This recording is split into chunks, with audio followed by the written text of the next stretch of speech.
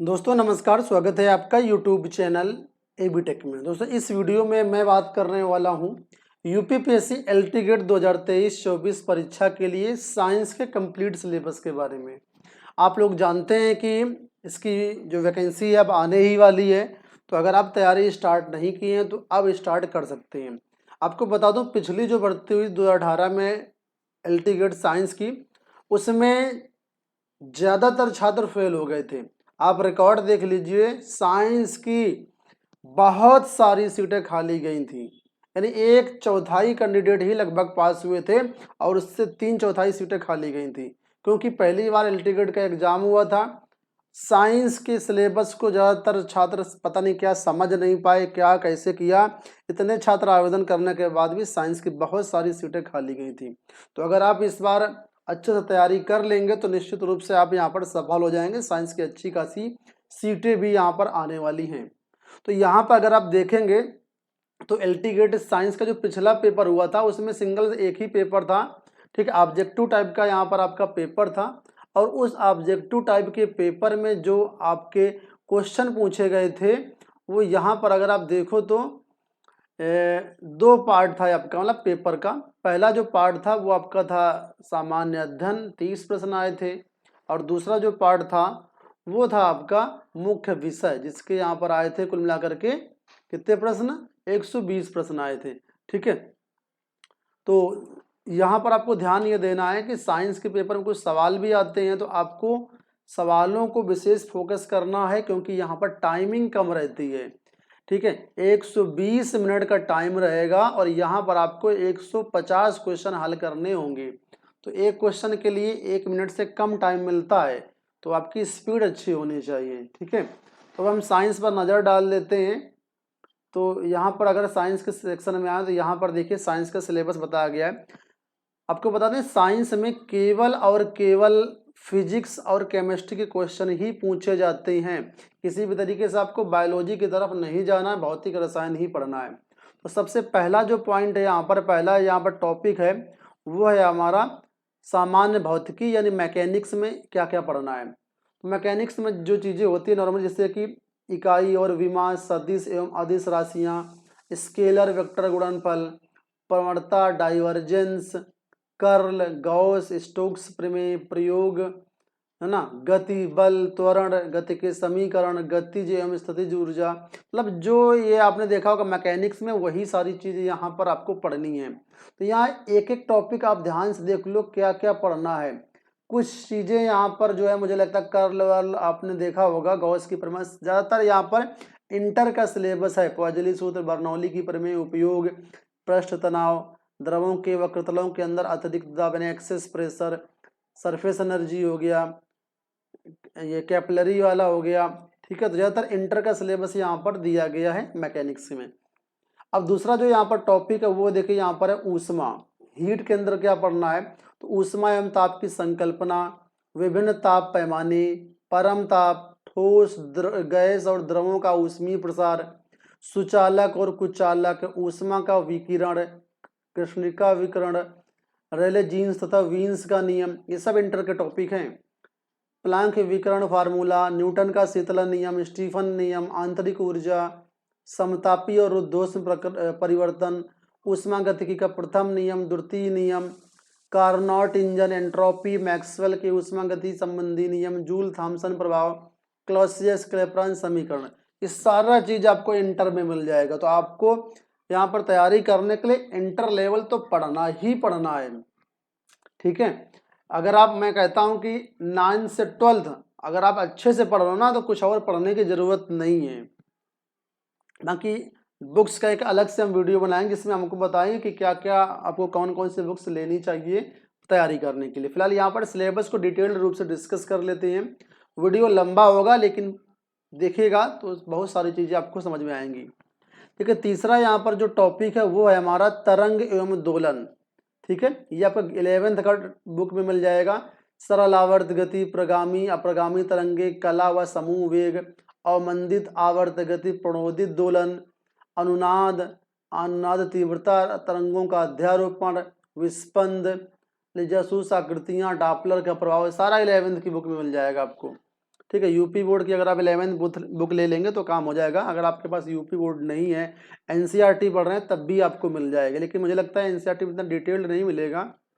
ठीक है, तो आप देख लेना, जहाँ भी मिल जाए कोई दिक्कत नहीं। इसके बाद ऑप्टिक्स में देखिए, गोलीय दर्पण, लेंस, अपवर्तनांक, फोकस दूरियों के सूत्र, समक्षीय निकाय, पतले लेंसों का संयोजन, नेत्रिका, रेम्सडन और हाइजेंस नेत्रिकाएं, लेंसों के वर्ण दोष, मानव की आंख, दूर दृष्टि दोष, निकट दृष्टि दोष, व्यतिकरण, विवर्तन, ध्रुवण की मूल अवधारणाएं, by prism, Newton ring, Fresnel Fraunhofer विवर्तन, ये सारा टॉपिक आपको 12th का मिल जाएगा आपको पार्ट 2 की बुक में।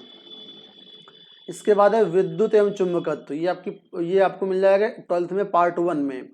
इसमें देखिए प्राथमिक व द्वितीयक सेल क्या होते हैं, आंतरिक प्रतिरोध क्या है, विद्युत वाहक बल क्या है, प्रतिरोध एवं धात्रियों के संयोजन के नियम, धारा, अनुगमन वेग, चालकता, galvanometer, ammeter, voltmeter, Wheatstone bridge और बायोसेवर्ट का नियम, एम्पियर का परिपथीय नियम, वैद्युत चुंबकीय प्रेरण के नियम, फैराडे और लेंज के नियम, स्वप्रेरण, अन्योन्य प्रेरण जिसको म्यूचुअल इंडक्शन और सेल्फ इंडक्शन बोलते हैं, अल्टरनेटिंग करंट, एलसीआर सर्किट हो गया। ठीक है, लौ चुंबकीय तत्व हो गए। इसके बाद विद्युत चुंबकीय मैक्सवेल समीकरण, विस्थापन धारा, विद्युत चुंबकीय तरंगे, ये सारा आपको मिल जाएगा 12th की बुक में। इसके बाद यहाँ पर देखिए मॉडर्न फिजिक्स में क्या क्या पढ़ना है आपको। तो मॉडर्न फिजिक्स में यहाँ पर है आधुनिक भौतिकी में परमाणु की संरचना, परमाणु के वेक्टर तथा बोहर मॉडल, पाउली का अपवर्जन सिद्धांत, प्रकाशीय और एक्सरे स्पेक्ट्रा, प्रकाश विद्युत प्रभाव, कॉम्पटन इफेक्ट, जीमैन इफेक्ट, पाश्चेंजक तथा रमन प्रभाव, डिब्रोगली तरंग, अनिश्चितता का सिद्धांत, श्रोडिंगर समीकरण, रेडियोधर्मिता, धातु, अर्धचालक, कुचालक, पीएन संधि, जीनर डायोड, ट्रांजिस्टर, इनके उपयोग, तार्किक तार, लॉजिक गेट जिसको बोलते हैं, तार्किक द्वार। ठीक है, ट्रूथ टेबल, बुलियन बीजगणित, ये पूरा आपका फिजिक्स का सिलेबस हो गया। ठीक है, तो किसी भी तरीके से एलटी गेट का सिलेबस आसान नहीं है। अगर आप देखेंगे 12th आपको रटना पड़ेगा इतना अच्छे से। ठीक है, तो फिजिक्स में आपको इतना ही पढ़ना है। इसके बाद आ जाती है यहाँ पर केमिस्ट्री। तो केमिस्ट्री यहाँ पर देखिए केमिस्ट्री में क्या क्या पढ़ना है। तो सबसे पहले आता है सामान्य कार्बनिक रसायन। तो सामान्य कार्बनिक रसायन में देखेंगे तो सबसे पहले यहाँ पर बोला गया है अतिसंयुग्मन। ठीक है, ये हो गया अतिसंयुग्मन। इसके बाद प्रेरणिक प्रभाव हो गया। ठीक है, अनुनाद हो गया, एरोमेटिकता तथा उसके अनुप्रयोग हो गया। इसके बाद हो गया आपका अभिकर्मक में आ जाइए। अभिकर्मक में इलेक्ट्रॉन स्याही, नाभिक स्याही अभिकर्मक, अभिक्रिया मध्यवर्ती, कार्बन धनायन, कार्बन ऋणायन, मुक्त। और इसके बाद चलते हैं ऊपर, देखिए क्या क्या है यहाँ पे। हाँ, यहाँ देखिए मूलक हो गया, कार्बीन बेंजाइन हो गया। इसके बाद अगला यहाँ पर जो विषय है, मतलब चैप्टर देख लो, अभिक्रियाओं की क्रियाविधि। इसमें SN2, SN1, E1 तथा E2 अभिक्रिया ये हो गया। फिर एल्कीन तथा एल्काइन की इलेक्ट्रॉन सही योगात्मक अभिक्रियाएं, एल्कीनों की मुक्त मूलक योगात्मक अभिक्रियाएं, कार्बोनिल यौगिकों की नाभिक स्नेही तथा योगात्मक अभिक्रियाएं, एरोमेटिक इलेक्ट्रॉन स्नेही प्रतिस्थापन अभिक्रियाएं। ठीक है, आर्थो मेटा पैरानिदेशक समूह, उनका संक्रियण निष्क्रियण प्रभाव हो गया। इसके बाद aldol, Perkin, Cannizzaro, Wittig, Reimer, Tiemann, Hofmann, Knoevenagel, Michael अभिक्रियाएं, ये चीज़ें हो गई। इसके बाद कार्बोहाइड्रेट में आ जाइए तो केवल ग्लूकोज और फ्रक्टोज पढ़ना है आपको। परिवर्ती ध्रुवण, ओसेजन का निर्माण, उपचयन तथा अपचयन पढ़ना है आपको। इसके बाद बहुलक में आ जाइए तो प्राकृतिक के अंतर्गत स्टार्च, सेलुलोज, रबर, सिल्क पढ़ना है। संश्लेषित बहुलक में नायलॉन पढ़ना है आपको। नायलॉन हो गया, टेरिलीन हो गया, पॉलीथीन हो गया और पीवीसी हो गया और टेफ्लॉन हो गया। इसके बाद समावयता आपका आ जाता है, इसमें संरचनात्मक एवं त्रिविम समावयता हो गया।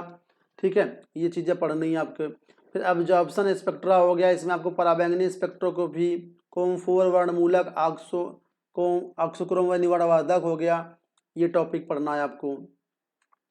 इसके बाद हो गया इंफ्रारेड स्पेक्ट्रोस्कोपी, इसमें विभिन्न क्रियात्मक समूहों के अवशोषण आवृत्ति तथा म्यूमैक्स पर विभिन्न कारकों का प्रभाव पढ़ना है। परमाणु की संरचना है तो बोहर मॉडल हो गया, क्वांटम संख्या हो गया, आधुनिक परमाणु सिद्धांत हो गया। आवर्ती गुण में आपको देखिए यहाँ पर परमाणु एवं आयनिक त्रिज्याएं की वर्गों पर और आवर्तों पर क्या प्रभाव, किस तरीके से आयनिक त्रिज्या प्रभावित होती है। आयनन विभव, इलेक्ट्रॉन बंधुता, विद्युत ऋणात्मकता, जालक ऊर्जा, जलयोजन ऊर्जा, आयनिक यौगिकों के विलेयता से संबंधित प्रश्न यहाँ पर रहेंगे आपकी। इसके बाद रासायनिक आबंधन, केमिकल बॉन्डिंग में वैद्युत संयोजक बंध, सहसंयोजक बंध, उप सहसंयोजक बंध, हाइड्रोजन बॉन्डिंग, अणुओं की प्रकृति, ये पढ़ना है। फिर है आपका कोऑर्डिनेशन रसायन में 3D ब्लॉक के तत्व, संकुल यौगिकों का नामकरण, लिगैंड, एक दंती, द्विदंती, बहुदंती, वर्नर का सिद्धांत, संयोजकता, आबंध सिद्धांत, ये पढ़ना है। फिर जौ में देखिए सक्रिय संकुल यौगिक में haemoglobin, myoglobin, vitamin B12, chlorophyll आपको पढ़ना है। इसके बाद अपचयन देखिए, अपचयन उपचयन में आपको ऑक्सीडेशन संख्या क्या होती है, रेडॉक्स अभिक्रिया क्या होती है, अर्धसेल मानक विभव क्या होता है, कार्बनिक रसायन में इसका क्या अनुप्रयोग है, ये है। फिर रेडियो सक्रियता, इसमें प्राकृतिक रेडियो सक्रियता क्या है, रेडियो क्षय क्या है, radio active decay, alpha beta gamma rays की प्रॉपर्टीज हो गया, हाफ लाइफ हो गया, ठीक है, नाभिकीय विखंडन, नाभिकीय संलयन, ये हो गया। फिर रासायनिक बलगतिकी तथा उत्प्रेरण, अणु संक्रता अभिक्रिया की कोटि, शून्य, प्रथम तथा द्वितीय कोटि की अभिक्रियाएं, उदाहरण, उत्प्रेरकीय एंजाइमी अभिक्रियाओं के उदाहरण। फिर ऊष्मा गतिकी भी आ गया, थर्मोडायनामिक्स। यहाँ पर देखिए प्रथम नियम, द्वितीय नियम, निकाय की एंथैल्पी, स्थिर आयतन और दाब पर धारिता, CP/CV में संबंध, ये टॉपिक है। फिर रासायनिक साम्यावस्था है, द्रव्य अनुपाती क्रिया का नियम, ली सातले का नियम, अनुप्रयोग, वियोजन मात्रा, KP और KC में संबंध, सक्रियता गुणांक हो गया। इसके बाद लास्ट टॉपिक यहाँ पर है आयनिक साम्यावस्था। इसमें दुर्बल अम्ल एवं क्षारक का वियोजन पढ़ना है। दुर्बल अम्ल और दुर्बल क्षारक क्या होते हैं, दुर्बल अम्ल प्रबल क्षारक क्या होते हैं, प्रबल अम्ल दुर्बल क्षारक से जो लवण होते हैं उनका जल अपघटन होता है, ये पढ़ना है। विलेयता और विलेयता गुणनफल, जल का अपघटन स्थिरांक KW, बफर विलयन उसका pH। ये यहाँ पर इतने टॉपिक आपको पढ़ने हैं, मैंने डिटेल्ड यहाँ पर बताया आपको क्या क्या यहाँ पर आपको पढ़ना है। कुल मिलाकर के सिलेबस देखो काफ़ी ज़्यादा सिलेबस है और इसकी आपको अच्छी तैयारी करनी पड़ेगी। इतना ज़्यादा सिलेबस था और 2018 में यही एक कारण था कि लोग इसको समझ नहीं पाए, TGT जैसा समझे और उसी जैसा एग्जाम दे दो। TGT अलग है, ये अलग है। TGT का सिलेबस इतना वास्ट नहीं है, ये LT गेट का सिलेबस काफ़ी वास्ट है। और दूसरी बात यहाँ पर ये है कि यहाँ पर अभी मैंने GS का सिलेबस आपको नहीं बताया है। इसमें 30 प्रश्न GS के भी आते हैं, तो GS भी आपको पढ़ना है, बिना GS के काम चलने वाला नहीं है। अगर आप देखेंगे GS, तो GS का सिलेबस आपको सबसे नीचे दे दिया गया है यहाँ पर, तो यहाँ से आप GS के सिलेबस को आप पढ़ सकते हैं। ठीक है, ये देखो यहाँ पर बताया गया है GS का सिलेबस। तो GS सिलेबस में देखो अगर आप ध्यान से, तो क्या क्या पढ़ना है। भारत का इतिहास एवं भारतीय राष्ट्रीय आंदोलन पढ़ना है, भारत एवं विश्व का भूगोल, भारत एवं विश्व का भौतिक सामाजिक आर्थिक भूगोल पढ़ना है। फिर भारतीय राजनीति, शासन, संविधान, राजनीति व्यवस्था, पंचायती राज, लोकनीति, आधिकारिक मुद्दे पढ़ना है। भारतीय अर्थव्यवस्था में सामाजिक विकास पढ़ना है। फिर राष्ट्रीय अंतर्राष्ट्रीय महत्व की समसामयिक घटनाएं, खेल कूद के प्रश्न भी इसमें रहते हैं। भारतीय कृषि पढ़ना है आपको, सामान्य विज्ञान भी पढ़ना है आपको अलग से। ठीक है, सामान्य विज्ञान के अंतर्गत तो जो बायोलॉजी भी आता है, तो बायोलॉजी भी पढ़ना है आपको इसके अंतर्गत। ठीक है, सामान्य विज्ञान के अंतर्गत। फिर प्रारंभिक गणित भी इसमें हाई स्कूल लेवल तक का आएगा। ये सारा आपका GS का सिलेबस है। तो आप ध्यान से देखो, आपको लग रहा होगा सिलेबस कम है, लेकिन सिलेबस काफ़ी ज़्यादा है। और जब आप अच्छे से कम 4 से 6 घंटा दिन में पढ़ोगे, तब इसको 4 से 5 महीना 6 महीने में आप कवर कर पाओगे। ठीक है, सारा कुछ है। तो समय कम है, आप लोग लग जाइए, वैकेंसी तो आनी ही आनी है।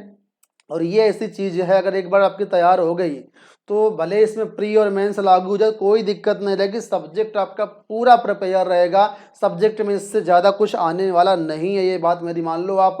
ठीक है, और ज़्यादा से ज़्यादा क्या होगा, अगर प्री मेंस लागू होगा तो हिंदी जुड़ जाएगा, इसमें निबंध जुड़ जाएगा, यही जुड़ेगा और कुछ विशेष चेंज नहीं होगा। और ये आपका सिलेबस अगर आपने तैयार कर लिया तो GIC प्रवक्ता में भी आपका हेल्प करेगा, TGT PGT में भी हेल्प करेगा। ठीक है, तो उम्मीद करूंगा वीडियो आपको पसंद आया होगा। वीडियो पसंद आया तो वीडियो को लाइक और चैनल को सब्सक्राइब जरूर कर लेना। धन्यवाद।